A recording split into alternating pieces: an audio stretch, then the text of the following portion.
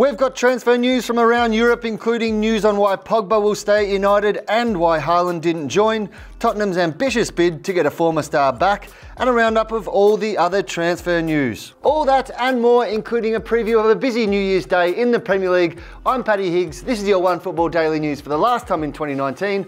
Let's go. So firstly, to comings and goings at Man United, and starting with that man, Paul Pogba. Yes, his agent, in a conversation with Sky Sports News, Mino Raiola, you guys know who he is of course, he said that his client had always respected United and he did not see him leaving the club anytime soon. But Raiola's words came with a fairly obvious warning. He also said he could easily see Pogba at United in a year, but the club should be fighting for the league and perhaps even the Champions League by then. Now, we all know that Raiola loves to flex his muscles and his lips, particularly when it's in the interest of him and his players, which are often the same thing. But the subtext here is clear that Raiola is happy for Pogba to stay at United, especially why his value is a bit diminished because of injury and form. But don't expect that to stay the same way for long. Once Pogba is back in business, back in form and back to fitness, expect Raiola to put the pressure on United to meet his client's interest. Otherwise, he'll simply take him elsewhere. Keeping with United, and Raiola and the agent did criticise the club for reports that they withdrew from the race for Erling Haaland over the high demands of both the agent and the player's father. Now, Raiola reportedly pocketed a couple of cool million up front with bonuses to come, while his dad Alf also filled his boots.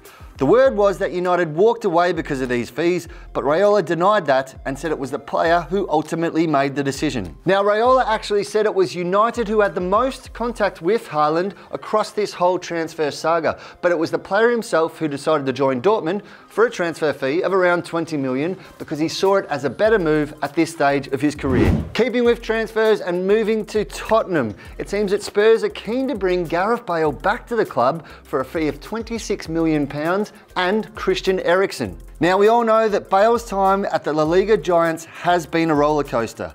He has 104 goals and 67 assists in 244 games with Madrid and has 15 trophies in that time, including 4 Champions League titles. But he has constantly battled injury and faced criticism for failing to integrate himself in Spain, and got fans offside with his Wales, Golf, Madrid in that order flag waving when with his country in November. Now, we also know that Eriksen's contract is running out at Spurs, and there was some interest from Madrid in the summer before that deal eventually fizzled out. Add to the fact that we know that Jose Mourinho is a big fan of Gareth Bale. He tried to sign him a couple of times while at the helm of Manchester United, and perhaps both these players actually want this deal, which may give it a better chance of going through. Or perhaps not. Swap deals, of course, rarely happen in the real world of football. It's more a football manager thing, so I wouldn't bet your house on it just yet. To round up the rest of the transfer news for you, it seems like Julian Draxler will not be joining Hertha Berlin from PSG, even despite the fact the Bundesliga club can meet the 30 million euros asking price. The reason? Well, Hertha can only afford to pay him around 4.5 euros per season for his wages, which is almost 3 million less than he's getting now. So that figures. Next up is Pierre-Emerick Aubameyang actually set to leave Arsenal. Apparently he wants to win trophies and sees a move as the only way to do that. With 18 months left on his current deal and no sign of a renewal, expect this one to rumble on. And he might not be the only forward on the move in January. It seems that Timo Werner's links with Chelsea persist, while James Rodriguez is interesting Everton, of course, with Carlo Ancelotti now at the helm. Everton themselves could face interest in one of their players, with Man United said to have turned their attentions to Dominic Calvert-Lewin after he started scoring goals and Haaland went for Dortmund. Now to a look at a big day in the Premier League on New Year's Day, and we've got to start with the big one. It's the later game, Arsenal against Man United at the Emirates. United come into this one on the back of 2 straight wins that saw them score 6 times. They're up to 6, and Pogba's return to the matchday squad is also good news.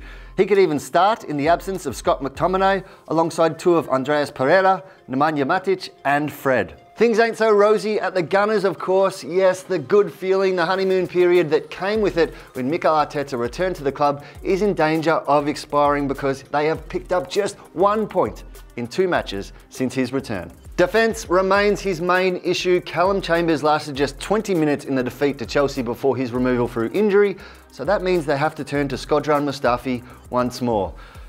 Good luck. Mesut Ozil will continue his bid to rescue his Arsenal career, with Arteta clearly giving the German his trust. but he'd love nothing more than his former mate in midfield to start delivering. Elsewhere, Leicester City and Man City take on Newcastle United and Everton respectively in the fight for second on the table, and Chelsea have Brighton in one of the day's earlier games. Liverpool fans, you'll have to wait an extra day to see your boys in action against Sheffield United on Thursday. But that's it for another Onefootball Daily News. In fact, it's our last one for 2019. On behalf of the entire team here, myself, Matt and Nico in front of the camera, Ryan and team behind the camera, we wish you a great start into 2020. Much love for all the support in 2019, and to Channel Deli Ali, we'll see you next year.